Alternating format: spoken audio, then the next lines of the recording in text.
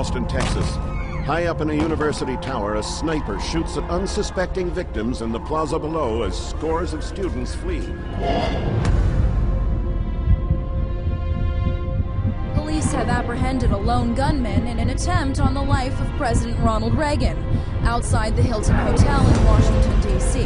6-hour standoff with police. William Cruz is accused of a violent murder rampage that killed 6 people, including 2 policemen. Jeffrey Dahmer stands convicted of strangling and dismembering 17 young men and boys throughout the greater Milwaukee area. Charged with the raping and killing of a 7-year-old girl in a woman's bathroom. Life imprisonment for drowning her 5 children. Family bath sentences for the slayings of his mother. The bludgeoning death of her 2 young sons. Custody for the stabbing death of his daughter. Less than 3 months before the murder.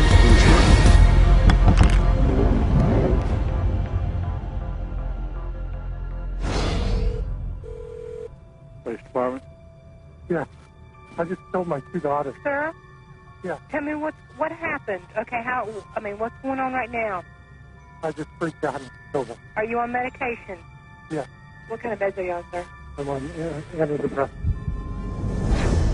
I have to say, whenever I read in the newspaper of some violent act, one of the first questions I ask is, was the person on medications? Virginia Tech or the school shootings or the... my first thought is always, I wonder what drug he was taking. There are side effects to the use of drugs, and also very damaging and dangerous long-term effects, which psychiatrists often don't consider as being important. They induce violence, they induce self-violence, they induce distortions of reality leading to hallucinations, they induce a whole variety of psychiatric problems, which are then typically treated with more psychiatric drugs. We're not talking about a rash, we're not talking about dry mouth, we're not talking about nausea. We're talking about sudden, compulsive, overwhelming suicidal or homicidal urges. We're talking about violent deaths. We're talking about crippling injuries. Psychiatric drugs are rampant in society today. It's become really an epidemic.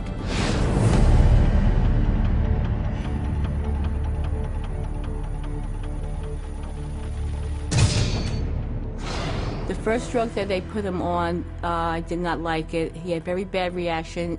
He became a completely different person. He was very, as you would say, aggressive. He became obsessive compulsive, paranoid about bad guys, afraid of dying.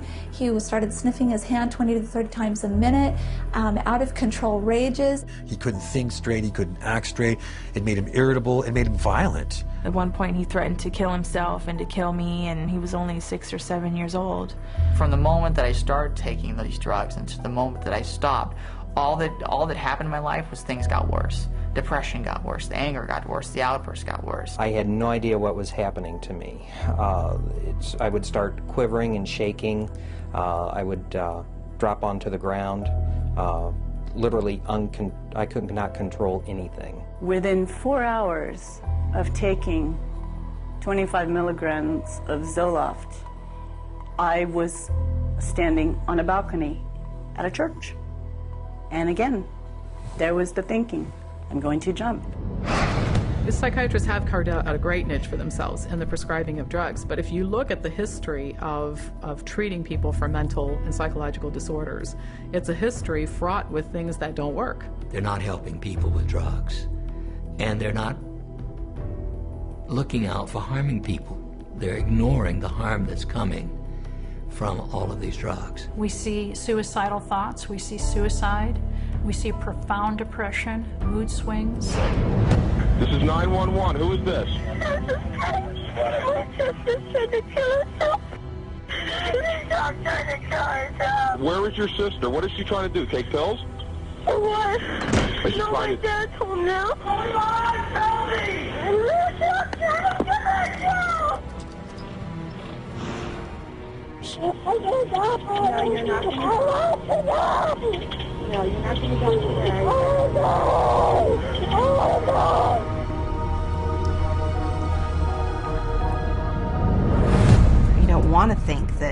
that a drug could affect someone's behavior in that way, but it does. It happens all the time. Suicide is just one in a long list of possible side effects of the medications that the doctors will seldom link to the medication, but instead blame it on the patient. What's the cause of death going to be written? Not going to be written that the drug had anything to do with the death. It's going to be recorded as a suicide. There's not a single psychiatric drug out there that's going to fix a problem. At best, it's going to cover up symptoms. At worst, it might kill you.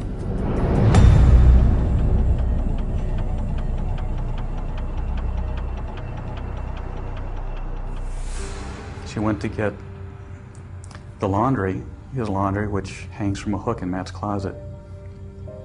And instead of finding the laundry, she found her son. By the time he died, he was really mutilating himself.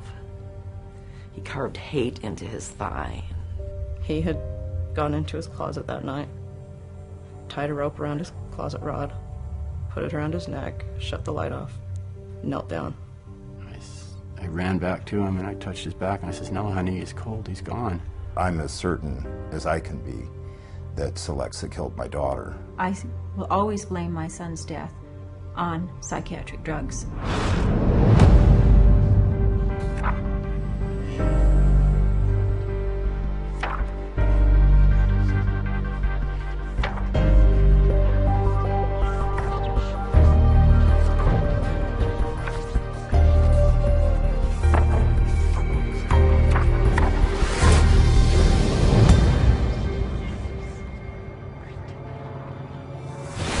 There are numerous reports of significant violent acts, not just suicide, but significant violent acts of murder-suicides in patients who were being prescribed antidepressants for relatively minor conditions, and they then just snapped. The drugs that are used are known worldwide to increase suicidality and increase homicidal violence. Might there be a link between the school shootings or the extremely violent shootings that have occurred in the U.S.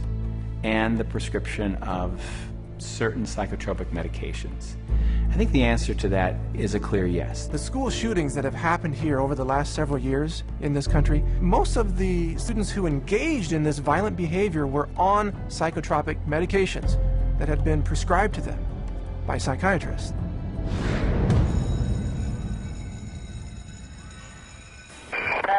Where's your emergency? There's been a shot at Westside High School, middle school. Been what? There's been a shot at Westside Middle School. Okay. Do you know who done the shooting? No, we do not. Okay. Like them everywhere. I was lucky I wasn't shot because I was the only one standing up. My friend Nate got shot in the shoulder. Oh my God, I can't believe this is happening. There's tonight, nothing like that happens here. No. You should be safe at school. It should be a safe place. Just horrible images that you never want to see again in your mind.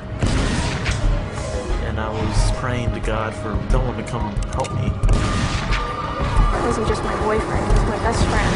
A nightmare. I didn't think he had...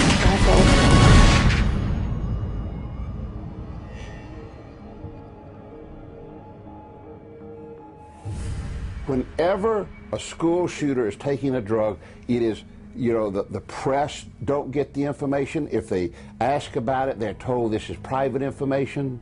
So the public is kept in the dark about the drugging of these kids that leads to this violence. You have to ask yourself, how much help can these drugs be to somebody if they start experiencing these side effects of extreme anxiety, a desire to kill themselves, desire to kill others? What kind of help is that for the person? Did you see these kinds of incidences in the 1960s or pre-1960? Was anybody shooting up their classrooms? There were guns. We didn't have as many gun control laws then as we do now.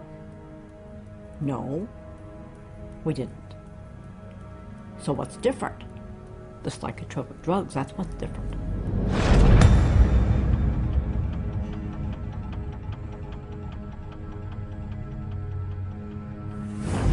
These psychiatrists are, in a sense, crippling people at the same time they claim to be treating them. They are mainly just drug pushers. You go on this drug, if it doesn't help, you could try this one. And if that doesn't work, you could try this one. This is one incredible money-generating machine when this is your approach to treating people. It's about making money. It's not about getting people better or helping people in a service industry or helping people feel well. More than anything else, even more horrific than all the lives lost as a result of this callous profit-seeking, is the notion that our country is being destroyed. What we see in the homicides and the suicides is only the tip of the iceberg compared to exactly what's happening to people out there. How many deaths have to occur before the public wakes up? Wake up. Wake up before it's too late.